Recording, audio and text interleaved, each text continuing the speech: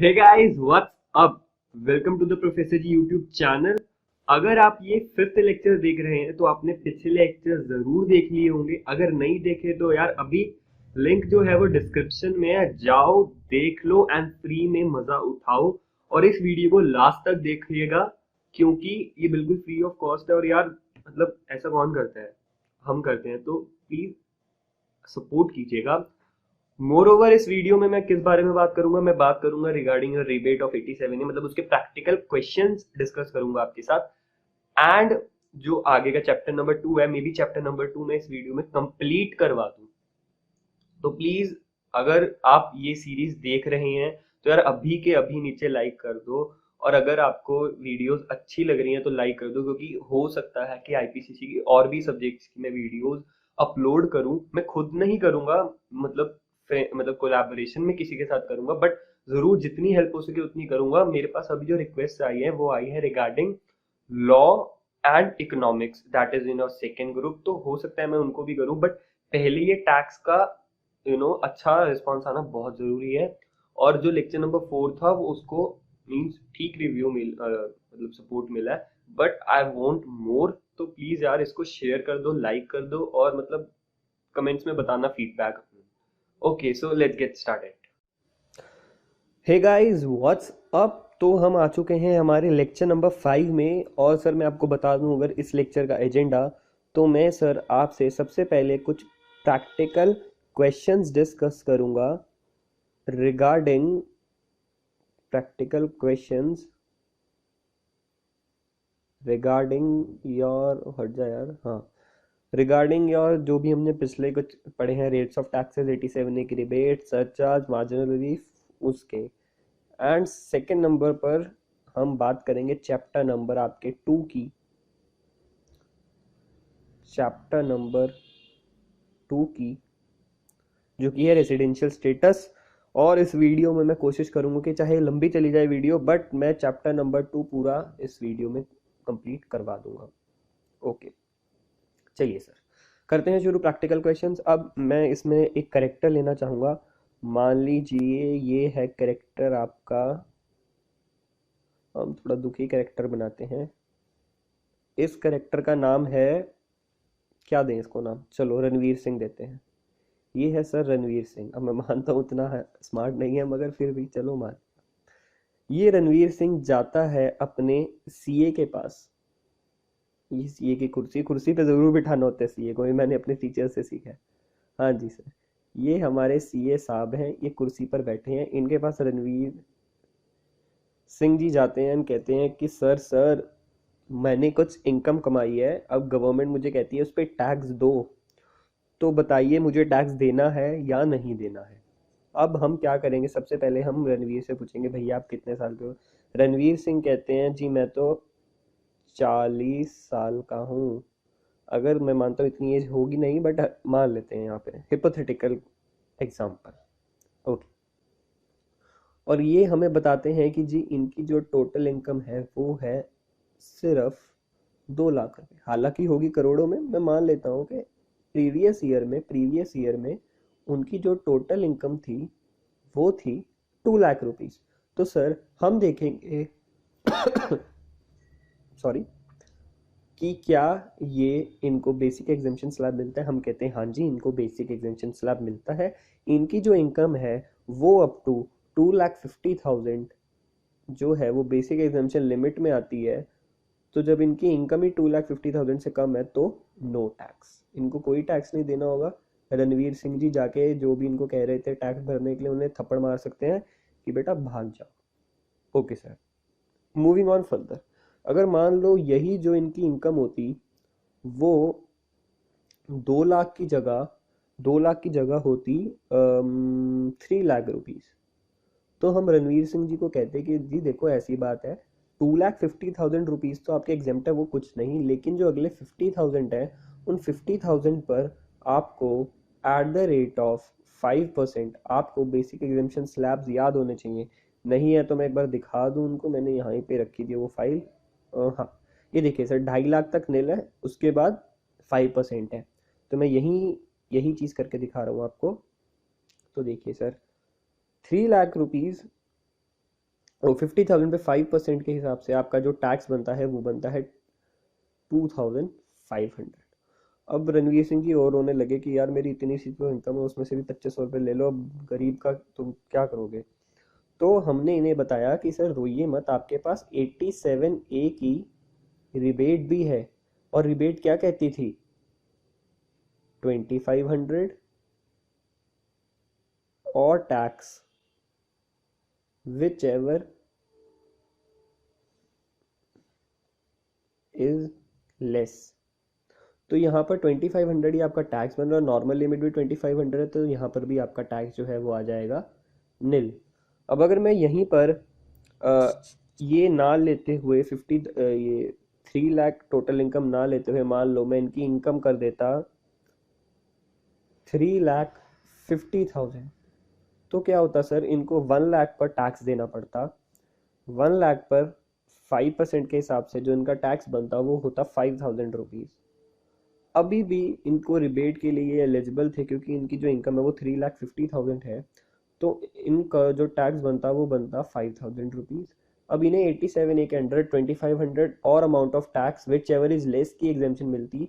तो यहाँ पर 2500 लेस है, तो यहाँ पर 2500 रुपीज़ इनकी इनको रिबेट मिल जाएगी, और इनका अमाउंट ऑफ जो टैक्स पेबल होगा वो बन जाएगा ₹2500 ओनली। राइट, ये थी 87A की बात। अगर 3.5 लाख से ऊपर की अमाउंट हो, मतलब टोटल इनकम हो, तो टैक्स मतलब 87A की रिबेट नहीं मिलती, ये आपने ज़रूर पढ़ लिया होगा। फाइन। अब ये तो हमने कुछ छोटे एसएससीज की बात करी, हम चलते हैं ज़रा बड़े एसएससीज पर। बस 2 मिनट और दीजिए मुझे, बस मैं कुछ एक बार आपको बस प्रैक्टिकली दिखाना चाहता था। Okay sir. अब ज़रा हम बड़ी बात करते हैं। रणवीर सिंह जी आते हैं, रणवीर सिंह जी कहते हैं जी मेरी तो इनकम है, मान लो 80 लाख रुपीज़। और आपको याद होना चाहिए कि जो भी वहाँ पर, जैसे मान लीजिए इसमें जो टैक्स पेबल निकला था वो 2500 निकला था लास्ट एग्जाम्पल में, तो आपको इसमें सेसेस भी ऐड करने होंगे। सेसेस क्या होते हैं, 2% education cess and 1% SHEC, senior and high education cess, secondary. Okay, moving further. ये सेस की बात हो गई। अब यहाँ पर जरा सरचार्ज की बात कर लेते हैं, जो भी है। अब हमें पता है कि जो सरचार्ज होता है वो इंडिविजुअल पर अगर 50 लाख से अमाउंट एक्सीड कर जाए तो 10% पे लगता है। तो हम इसे इन्हें बताएंगे। अब ये रोते रोने तो वाले नहीं है, क्योंकि भैया इतने बड़े इंसान हो। ओहो, सरी गायब कर दिया मैंने। एक मिनट एक मिनट एक मिनट, चलो ड्राइंग में क्या रखा है, लो यार, छोड़ो आंखें बाहर निकल गई, कोई बात। अब अगर इनकी इनकम 80 लाख है, तो मैं इन्हें कहता हूँ यार देखो ऐसी बात है, अब हम आपके स्लैब्स के हिसाब से चलेंगे। पहले 2.5 लाख पर तो आपको कोई टैक्स नहीं देना होगा। पहले 2.5 लाख पर आपका जो टैक्स आएगा वो आएगा नील। पता नहीं ये सॉफ्टवेयर मुझसे क्या क्या करवाएगा। ओके, अगले 2,50,000 पर आपको टैक्स देना होगा एट द रेट ऑफ 5%, जो कि हो जाएगा, जो कि हो जाएगा 12,500। नेक्स्ट 5 लाख पर, ये मैं वो स्लैब्स में से लिख रहा हूँ, आपको पता होने चाहिए, अब तक तो पढ़ लिए होने चाहिए अच्छे तरीके से। यहाँ देखो यार, फिर से देखो, ये देखो 2.5 लाख, 2.5 लाख, 5 लाख, उसके बाद 5 लाख से 10 लाख पे 20% है, और उसके बाद 30%। मैं बार बार जानबूझ के दिखाता रहता हूँ ताकि अगर आप बार बार, आपको लग तो रहा होगा बोर हो रहे हैं, लेकिन यार बार बार देखने से आपके एटलीस्ट दिमाग में बातें डल रही होंगी। ओके सर, यहाँ पर आ जाएगा 20%, और ये बनेगा 5 लाख का 20%, 1 लाख रुपीज़। और यहाँ तक देखें तो हमारे टोटल 10 लाख रुपीज़ कंप्लीट हो चुके हैं। नेक्स्ट 70 लैक्स पर आपको टैक्स पे करना होगा एट द रेट ऑफ 30%, जो कि होगा 21 lakh. I am sorry guys, ये मतलब थोड़ा बहुत होता है कि हाँ, वन ऑन वन इंटरेक्शन नहीं हो पा रही है आपके साथ, क्योंकि वो लाइव सेशन नहीं है। मैंने सोचा था एक बार लाइव वीडियोस हो, बट इंस्टाग्राम के पोल्स के थ्रू ये पता चला कि लाइव वीडियोस के लिए बच्चे मना करें, नॉर्मल वीडियोस चाहते तो नॉर्मल वीडियोस है आपके पास। Okay, So it's like 21 lakh, 22 lakh, and it's 22 lakh 12,500। इतना जो है आपका अमाउंट ऑफ टैक्स पेबल आ जाता है। प्लस, अभी रुक जाओ, प्लस आपको इस पर सरचार्ज भी देना होगा। अब जब सरचार्ज की बात आती है तो यहाँ पर मान लो 10% अगर सरचार्ज है तो आपको इतना अमाउंट, सॉरी सॉरी सॉरी गलती से लिख दिया ये, तो आपको अराउंड 2,21,250 रुपीज़ आपको सरचार्ज भी पे करना होगा। उसके बाद आपके पास आएगा टैक्स पेबल। टैक्स पेबल कितना आएगा इसको ऐड करके देखिएगा। कैलकुलेटर मैंने आज भी साथ में नहीं रखा वीडियो बनाते हुए, कल से ज़रूर रखूँगा। और ये कुछ इतना आ जाएगा 24,33,750, इतना टैक्स पेबल आपके पास आ जाएगा। अब इसमें अब आपको पता है कि सेसेस ऐड होंगे 3% के। अब इतना सारा टैक्स देख के तो वैसे ही रणवीर सिंह जी डर जाएंगे। तो यहाँ पर हमने एक मार्जिनल रिलीफ का पॉइंट सीखा था। तो यार अब वो मार्जिनल रिलीफ का जो पॉइंट था वो क्या था, वो आपको याद होगा, लास्ट वीडियो से अच्छे से याद होगा। तो मेरे को प्लीज़ ये बताइएगा एंड मुझे डीएम करके, अगर आप देख रहे हैं हमें फॉलो कर रहे हैं तो प्लीज़ कमेंट में ज़रूर बताइएगा यहाँ पर मार्जिनल रिलीफ अगर लगाते हैं तो अमाउंट ऑफ टैक्स पेबल क्या आएगा। ओके फाइन सर, ये हमारा जो था बेसिक कंप्लीट हो चुका है। बस इससे ऊपर ज़्यादा करने की ज़रूरत नहीं है, इतना हमने प्रैक्टिकली समझ लिया। मैं हल्की सी बस डिस्कशन चाहता था आप लोगों के साथ, वो हमारी हो चुकी है। अब बारी आ चुकी है चैप्टर नंबर 2 स्टार्ट करने की। आप एक बार प्लीज़ जो भी आपने पहले चीज़ें पढ़ी हैं उनको प्लीज़ रिवाइज करिए इस वीडियो को रोक कर, और हम उसके बाद चैप्टर नंबर 2 स्टार्ट करते हैं। यार देखो, जो चैप्टर नंबर 1 की वो समरी से दी है ना, लेटेस्ट रिकैप्चुलेट जो स्टडी मटेरियल में, उसको प्लीज़ पढ़ लो जल्दी से। मोर ओवर फर्स्ट चैप्टर में कुछ चीज़ें मैंने मतलब नहीं कवर करी हैं, वो एज सच मैं ये नहीं कहता अनइम्पॉर्टेंट है, बट वो मैं बाद में कवर करवाना चाहूँगा। अभी मैं यहाँ पर कवर नहीं करवाना चाहता हूँ चीज़ों को। Okay, so just wait a second, मैं बस करता हूँ स्टार्ट। सो गाइज, अब इस वीडियो में मैं आपसे अब आगे बढ़ना चाहूँगा एंड आपसे बात करना चाहूँगा चैप्टर नंबर 2 की। चलिए सर, अभी जब मैंने जो मैं वीडियो बना रहा हूँ तो गाइज मेरे 997 सब्सक्राइबर्स हो चुके हैं। Just 3 more to go for 1000 subscribers. तो अगर आपने सब्सक्राइब नहीं करा है तो प्लीज़ जल्दी से सब्सक्राइब कर दीजिए, क्योंकि अब देख लो यार, आपके लिए क्वालिटी अगर आपको मिल रही है तो please. Okay, starting off with residential status. इस चैप्टर में मेनली दो चीज़ें हैं, एक तो residential status and the second one है scope of total income. Section 6 बताता है रेसिडेंशियल स्टेटस के बारे में और सेक्शन 5 बताता है आपको स्कोप ऑफ टोटल इनकम के बारे में। लेकिन हम इन्हें उल्टा पढ़ेंगे, क्योंकि सेक्शन 5 को पढ़ने के लिए पहले आपको सेक्शन 6 का पता होना बहुत ज़्यादा ज़रूरी है। ये लॉ है या कुछ भी हो सकता है।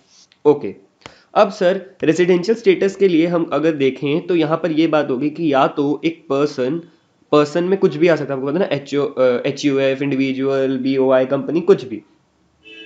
तो अगर हमें रेसिडेंशियल स्टेटस देखना है तो पर्सन या तो रेसिडेंट होगा या फिर वो नॉन रेसिडेंट होगा, या तो वो रेसिडेंट होगा या फिर वो नॉन रेसिडेंट होगा, या तो रेसिडेंट या फिर नॉन रेसिडेंट।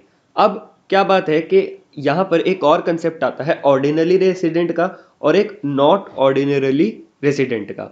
तो गाइज ये वाला कंसेप्ट सिर्फ HUF और इंडिविजुअल पे ही एप्लीकेबल है, ऑर्डिनरी रेसिडेंट का और नॉन ऑर्डिनरी रेसिडेंट का। ये सिर्फ और सिर्फ इंडिविजुअल या HUF पर ही एप्लीकेबल है। बाकी सारे पर्सन्स के केसेस में, चाहे वो फर्म हो, LLP हो, मतलब कुछ भी हो, उसके अंदर हम यही मानेंगे कि वो या तो रेसिडेंट होगा या नॉन रेसिडेंट होगा। लेकिन अगर हम HUF या इंडिविजुअल की बात करेंगे तो हम यहाँ पे दो स्टेप्स में देखेंगे, या तो पहले रेसिडेंट या नॉन रेसिडेंट, या तो पहले रेसिडेंट या नॉन रेसिडेंट, और उसके बाद हम फिर से देखेंगे कि क्या वो ऑर्डिनरी रेसिडेंट है या फिर नॉट ऑर्डिनरली रेसिडेंट है।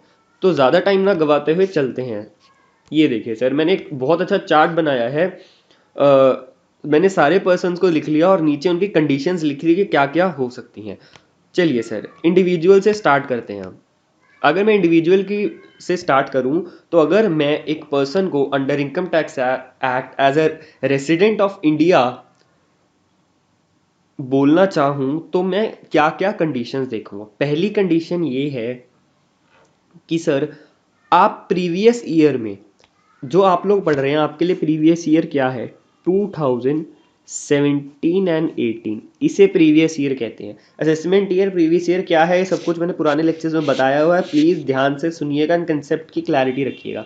तो गाइज, अगर प्रीवियस ईयर 17-18 में वो पर्सन 182 डेज की या उससे ज़्यादा के लिए इंडिया में रहता है, मतलब स्टे इन इंडिया है उसकी, तो वो रेसिडेंट कहा जाएगा। अब मान लो वो 182 डेज से कम रहा इंडिया में, तो उसके लिए हमारे पास एक सेकंड ऑप्शन भी है। ये है सेकंड ऑप्शन। तो गाइज, और मैंने जानबूझ यहाँ पे बड़ा बड़ा लिखा है कि यहाँ पर एक और है कि या तो ये फुलफिल हो जाए या फिर ये फुलफिल हो जाए। कोई भी एक फुलफिल हो जाए तो वो रेसिडेंट होगा। अगर दोनों ही फुलफिल हो जाए तो क्या बात है, अगर दोनों में से एक भी ना हो तो फिर वो नॉन रेसिडेंट है। ओके, यहाँ पर क्या कहता है लॉ? यहाँ कहता है कि यार, प्रीवियस ईयर में तो 60 डेज के लिए आप रहो, प्रीवियस ईयर में आप 60 डेज के लिए इंडिया में रहो, प्लस यहाँ पे एंड है सर, प्लीज ध्यान से, प्लस वहां पे और था, यहाँ पर एंड है। तो प्लस आपको क्या करना होगा? आपको एटलीस्ट इमीडिएटली प्रीसीडिंग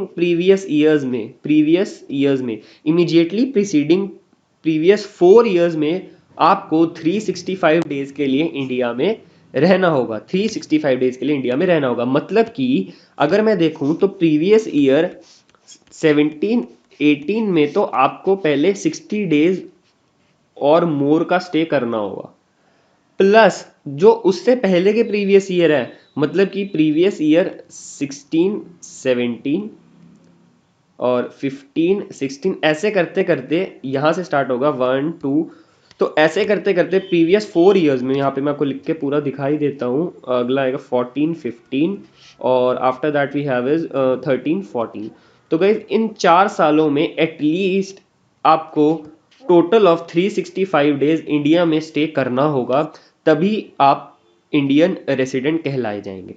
तो गाइस, ये दो थी कंडीशंस जो हमने पढ़ ली। इनको प्लीज अच्छे से रट लो। और अगर आप पढ़ रहे हो ना यार, मेरे से अगर सीरियसली पढ़ रहे हो, तो अभी नोटबुक उठाओ और उस पर 3 बार एटलीस्ट इसको लिख लो, जो ये मैंने कंडीशन बताई है फॉर रेसिडेंट। तो सर, अगर एक पर्सन ने इन दोनों में से कोई भी एक कंडीशन फुलफिल कर ली तो वो रेसिडेंट हो जाएगा। अगर नहीं करी तो गाइज हम उसको क्या कहेंगे? हम उसको कहेंगे नॉन रेसिडेंट।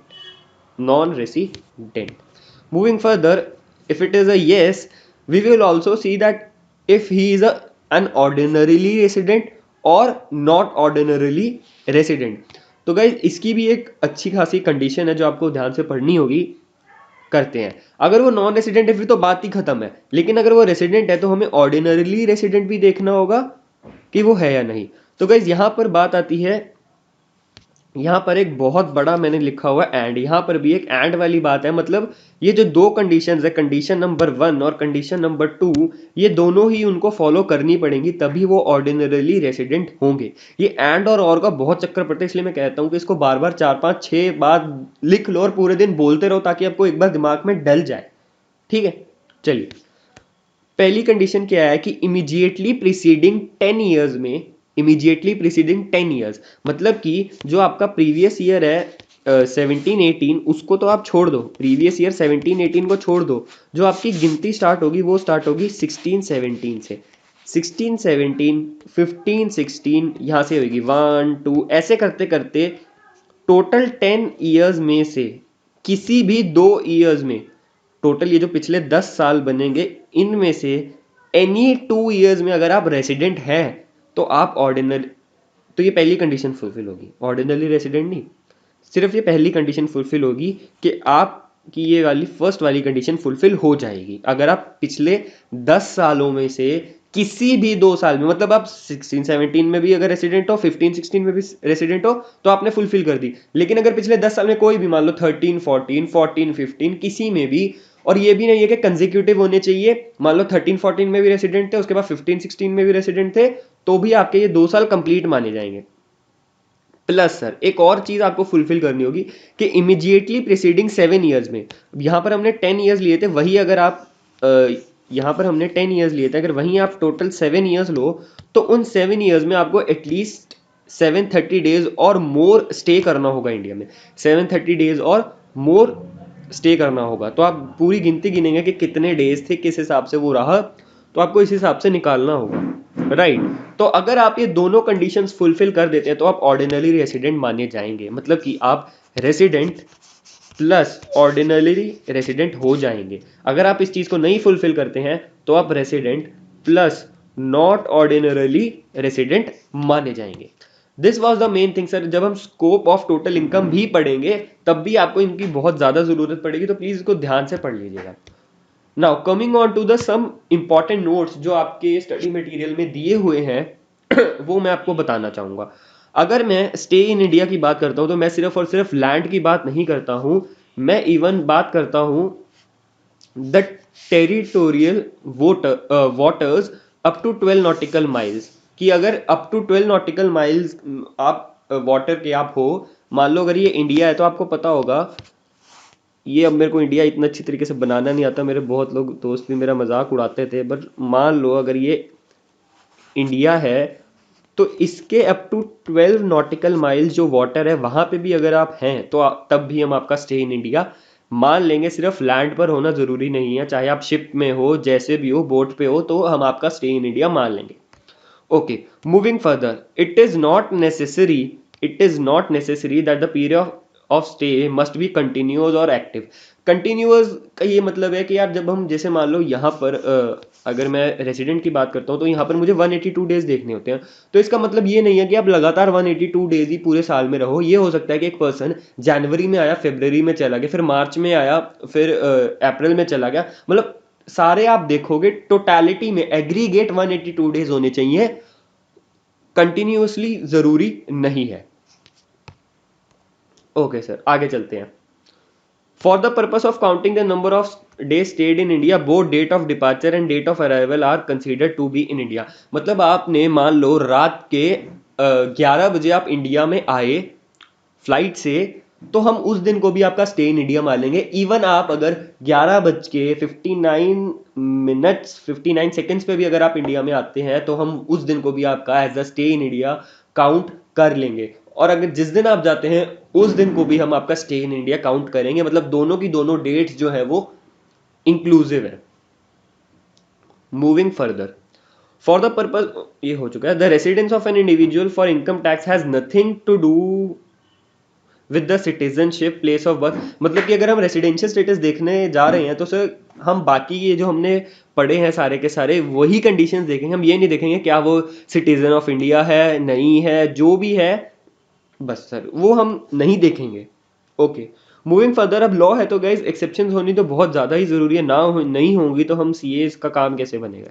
चलिए सर एक्सेप्शंस पढ़ लेते हैं। एक्सेप्शन क्या है कि जब अगर हम रेसिडेंशियल स्टेटस देखने जा रहे हैं, मतलब वो उसको रेसिडेंट या नॉन रेसिडेंट का करार देने जा रहे हैं, तो हम सिर्फ इन चीज़ों में, ये जो मैंने 3 पॉइंट्स लिखे, इन 3 पॉइंट में सिर्फ पहली कंडीशन ही चेक करेंगे। पहली कंडीशन कौन सी थी, सॉरी, पहली कंडीशन थी ये वाली कि सिर्फ 182 डेज वाला ही ऑप्शन आपके लिए वैलिड होगा।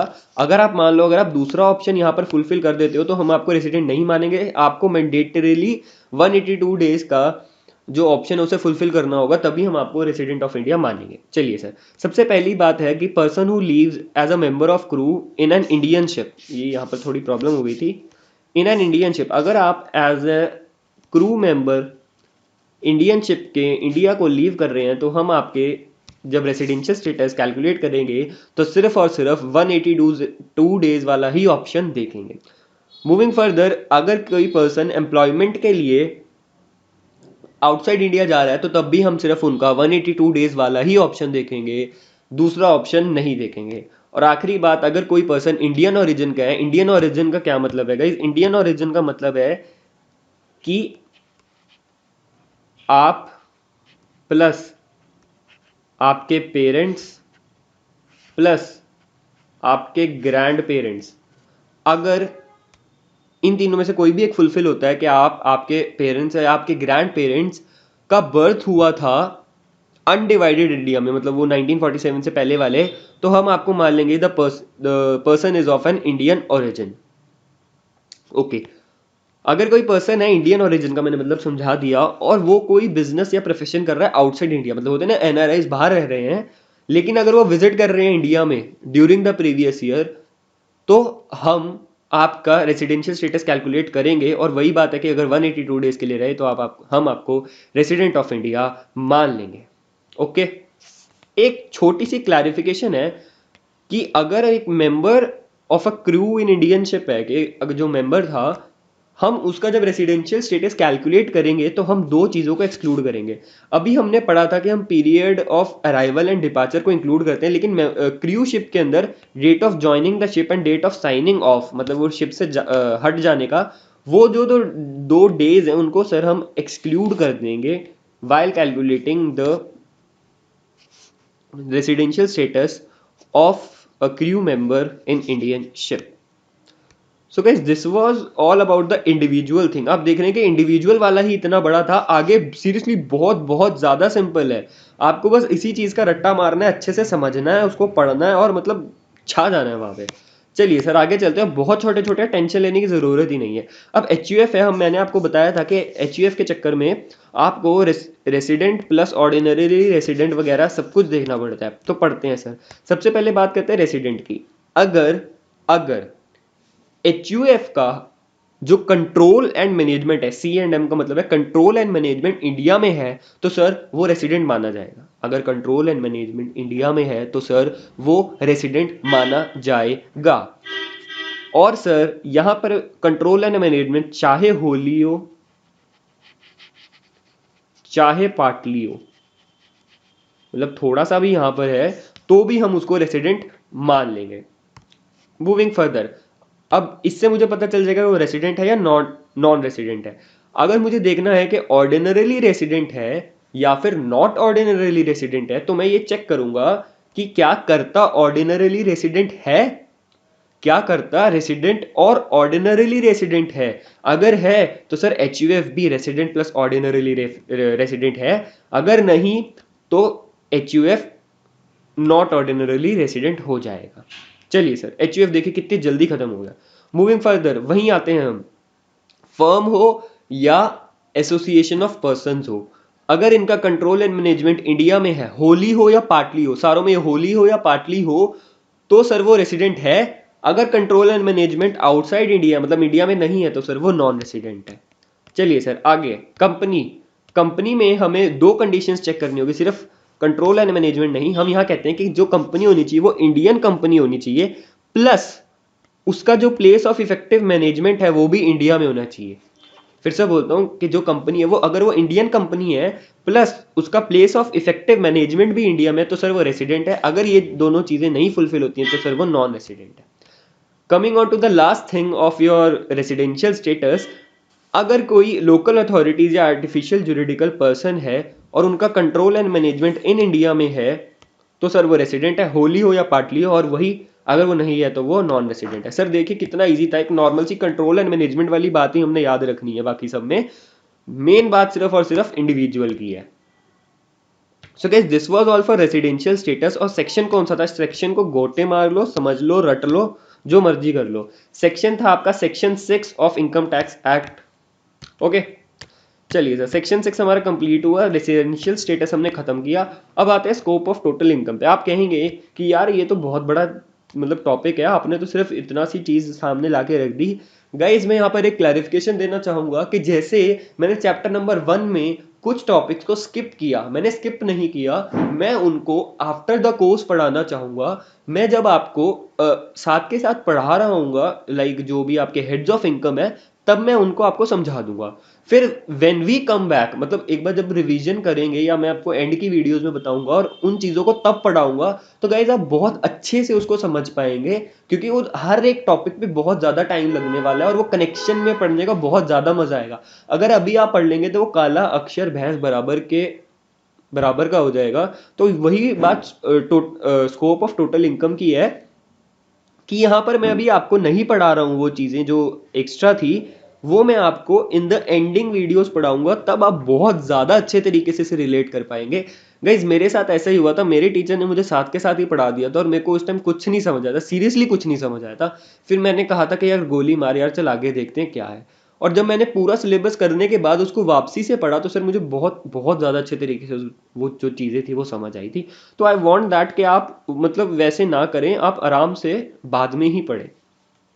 चलिए सर, यहां पर स्कोप ऑफ टोटल इनकम में सिर्फ और सिर्फ मैं ये एक चार्ट समझाना चाहूंगा, और बस sir scope of total income में हम यही बात करेंगे। अब यहाँ पर अगर आप चार्ट को समझना चाहें तो चार्ट में क्या है, ये बिल्कुल आपको चार्ट में नहीं कहना चाहिए, बॉक्स है नॉर्मल सा। तो आपके ये बिल्कुल मॉड्यूल से उठाया हुआ है और आप इसको समझिएगा। सर यहाँ पर वो लिखता है, उसने कुछ जो हेडिंग्स दी है वो रेसिडेंट एंड ऑर्डिनरी रेसिडेंट दी है, resident plus not ordinary resident दी है, और नॉन रेसिडेंट के लिए दिया है। ये हमने सारा पढ़ लिया कि ये तीन चीज़ें क्या होती हैं। मूविंग फर्दर हमें ये जो यहाँ पर लिखा हुआ है इसको समझने की ज़रूरत है। अब यहाँ पर जो बातें यूज़ होंगी वो मैं आपको बता देता हूँ। जो यहाँ पर वर्ड्स लिखे होंगे वो तो होंगे, एक तो रिसीव्ड, एक होगा एक्रूड, एक होगा डीम्ड टू बी रिसीव्ड,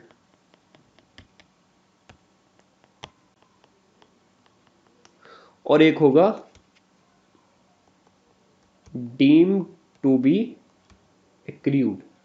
अगर मैं आपको बात कहूं रिसीव्ड की तो मतलब पैसा यहां मिला, मतलब इनकम यहां पर मिली बस। अगर मैं आपको बात कहूं एक्रूड की तो पैसा यहां कमाया, या फिर जो इनकम थी यहां कमाई। डीम्ड अगर इनके अंदर मैं ऐड कर दूं, डीम्ड अगर मैं ऐड कर दूं तो ये कहते हैं कि मान लो।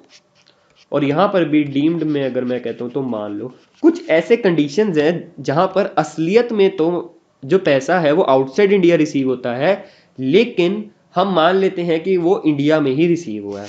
और वैसे ही कुछ चीजें हैं जहां पर जो पैसा है वो जो कमाया जाता है वो तो आउटसाइड इंडिया कमाया जाता है, लेकिन हम इनकम टैक्स के अंडर मान लेते हैं कि यार वो जो पैसा था वो इंडिया में ही कमाया गया है। ओके, अब हमें पढ़ना है कि कौन कौन सी इनकम है। सबसे पहला जो पॉइंट है वो है इनकम रिसीव्ड और deemed to be received in India during previous year. अगर कोई इनकम आपने रिसीव करी है या डीम्ड टू बी रिसीव, मतलब आपने बाहर रिसीव करी होगी, लेकिन इनकम टैक्स के अंडर हम मान लेते हैं कि वो आपने इंडिया में ही रिसीव की है। फॉर एग्जाम्पल अगर मैं कहूं तो अगर मैं यहाँ का इंडिया का रेसिडेंट हूँ और बाहर जाकर कुछ सर्विसेज प्रोवाइड करके आता हूँ, वो मुझे पैसा है वो वहां मिलता है, लेकिन अंडर इनकम टैक्स ये मान लिया जाता है कि वो मुझे पैसा इंडिया में ही मिला है और इंडिया में ही मेरी उस इनकम पर टैक्स लगाया जाता है। ओके, पढ़ते हैं सर। अगर कोई पैसा आपको इंडिया में मिला है या आउटसाइड इंडिया मिला है, लेकिन आप मान रहे हैं कि वो इंडिया में ही मिला है, तो अगर आप रेसिडेंट और ऑर्डिनरीली रेसिडेंट है, जैसे मैं रेसिडेंट भी हूं और ऑर्डिनरीली रेसिडेंट भी हूं, तो मुझे उस इनकम पर टैक्स देना पड़ेगा, मतलब वो इनकम मेरी टैक्सेबल होगी इन इंडिया। अगर मैं रेसिडेंट हूं और नॉट ऑर्डिनरी रेसिडेंट हूं तो भी वो मेरे लिए टैक्सेबल होगी, और नॉन रेसिडेंट हूं तो भी टैक्सेबल होगी। मुद्दा ये है कि यार अगर रिसीव्ड इन इंडिया हो या फिर deem to be received in India हो तो सर सबके लिए टैक्सेबल होगी। वैसे ही अगर एक्रूड इन इंडिया मतलब कमाई इंडिया में है, या फिर मान लो कि इंडिया में ही कमाई है, तो भी सर ये तीनों की तीनों चीज़ें टैक्सेबल होंगी। आखिरी बात आती है इनकम एक्रूइंग आउटसाइड इंडिया, मतलब ये बाहर की है, हमें इससे कुछ नहीं लेना था, ये तो है ही बाहर की, ना हम मान रहे हैं बाहर की है। अगर कोई फॉरेनर है, मतलब मान लो पिटबुल है, पिटबुल बाहर कॉन्सर्ट कर रहे हैं आउटसाइड इंडिया और वहां से उनको पैसा मिलता है, तो वो एक्रूड आउटसाइड इंडिया ही है ना, उससे हमारा कुछ लेना देना ही है। तो इसमें हम अगर बात करते हैं, अगर कोई पर्सन रेसिडेंट हो और ऑर्डिनरीली रेसिडेंट हो, मतलब जैसे मैं हूँ, मैं रेसिडेंट भी हूँ और ऑर्डिनरी रेसिडेंट भी हूँ। ऑफकोर्स यार मैं कभी गया ही नहीं इंडिया से बाहर, तो मैं हूँ ही इंडिया का। तो अगर मैं कोई बाहर जाके इनकम कमाता हूँ तो गवर्नमेंट ऑफ इंडिया मेरी इस इनकम पर मुझसे टैक्स मांग सकती है। ओके, मूविंग फर्दर, अगर आप रेसिडेंट है और ऑर्डिनरीली रेसिडेंट है तो सर पहली बात तो आपकी इनकम जो आपने बाहर कमाई है उस पर हम टैक्स आपसे नहीं लेंगे, ठीक है। लेकिन अगर कुछ ऐसी इनकम है, मतलब आपका कोई बिजनेस एंड प्रोफेशन है जो आप आउटसाइड इंडिया कर रहे हो, आपका कोई बिजनेस एंड प्रोफेशन है, आप आउटसाइड इंडिया कर रहे हो और उसकी इनकम आपने आउटसाइड इंडिया कमाई है। जैसे कि एक्सिस बैंक है, उसका कंट्रोल वगैरह जो भी है वो इंडिया में है, जो भी कंट्रोल एंड मैनेजमेंट है वो इंडिया में है। और अगर एक्सिस बैंक अपनी किसी ब्रांच से, मतलब मान लो यूएसए की ब्रांच से पैसा कमाती है, तो गवर्नमेंट ऑफ इंडिया उस पर टैक्स लगा सकती है। ओके, तो बस सर यहाँ पे सिर्फ वैसे तो नो है इसमें, लेकिन सिर्फ अगर ये एक कंट्रोल्ड वाली कंडीशन फुलफिल हो जाए तो उस पर टैक्स लग सकता है। और अगर आप नॉन रेसिडेंट हो तो यार आपका हमारे से कुछ लेना देना ही नहीं है, तो हम आपकी इनकम पर क्यों टैक्स लगाएंगे जो आपने बाहर कमाई है। So guys this was all for the scope of total income. जो बाकी की चीज़ें रह गई हैं, आई नो ये बहुत ज़्यादा वास्ट टॉपिक है डिस्कस करने वाला, लेकिन यार अगर आप अभी भी रीडिंग लेके देख लोगे ना तो आपको चीज़ें नहीं समझ आएगी, और मैं इस टाइम पर समझा भी नहीं पाऊंगा क्योंकि मुझे बिल्कुल कंसेप्चुअल क्लैरिटी के साथ बतानी है चीज़ें, और मैं वो एंड में ही बता पाऊंगा अच्छे से। तब मैं आपको रिलेट करके बताऊंगा कि हमने ये चीज़ वहाँ पढ़ी थी, ये चीज़ यहाँ पढ़ी थी, तो सर वो बहुत अच्छे तरीके से समझ आएगा और 2 मिनट में आपको एक एक वर्ड समझ आएगा। अब सर अगर आपको वीडियो अच्छी लगी है ना तो यार प्लीज लाइक जरूर कर देना। क्यों? क्योंकि यार एक यही तो मोटिवेशन है ना मेरे लिए। जो व्यूज है वो ये भी मान सकते हैं कि गलती से किसी ने वीडियो खोल ली और 10 सेकंड के लिए चला दी तो वो व्यू काउंट हो जाता है। मगर अगर आप लाइक करते हैं तो मुझे पता चलता है कि हाँ भाई बच्चों ने सीरियसली वीडियो देखी है और उनको मेरा जो काम है वो बहुत अच्छा लगा है। अगर वो काम, अगर वो चीज़ मतलब कि नहीं अच्छी लगी आपको, तो यार प्लीज़ मुझे बताइएगा कमेंट्स के अंदर कि क्या रहा। So guys this was all. अगर आप न्यू सब्सक्राइबर है तो प्लीज़ नीचे सब्सक्राइब कर दें। और आखिरी बात, प्लीज़ एक बार अपना स्टडी मटेरियल उठाकर जो फर्स्ट और सेकंड चैप्टर है उसकी रीडिंग ज़रूर ज़रूर ज़रूर लीजिए। कोई वर्ड नहीं समझ आता मुझे डीएम कीजिए इंस्टाग्राम पर, मुझसे पूछिए, और सर तैयार हो जाइए, जितने क्वेश्चन है सबको कर लीजिए, हो जाएंगे आपके, टेंशन नहीं है। डाउट है तो मुझसे पूछो यार, मैं लाइव सेशन भी रखने की सोचूंगा सोचूंगा क्योंकि अभी सब्सक्राइबर्स ज़्यादा नहीं है तो लाइव सेशन के अंदर इतना मतलब ज़्यादा नहीं हो पाता, तो मैं इस वजह से थोड़ा डीमोटिवेट हो जाता हूँ। तो मे बी बाद में अगर सब्सक्राइबर्स ज़्यादा इंक्रीज हो जाए तो मैं एक लाइव सेशन ज़रूर रखूँ। टिल देन आप मुझसे क्वेश्चंस पूछिएगा डीएम करके, that would be great. So okay guys. So guys, this was all. This was Mukul Narula. You can follow me on Instagram at instagram.com/ca underscore at underscore Professor G. And बस sir यही था मुझे बोलना। और मेरे अगर Telegram group को भी ज्वाइन करना चाहे तो आप प्लीज़ वहाँ पे आकर ज्वाइन कीजिएगा, क्योंकि कुछ इंपॉर्टेंट जैसे कुछ फाइल्स हैं जैसे इनके स्क्रीनशॉट्स में भी मैं वहाँ पर शेयर कर दूँ। So okay guys, this was all, bye bye, this was Mukul and have a nice day, bye.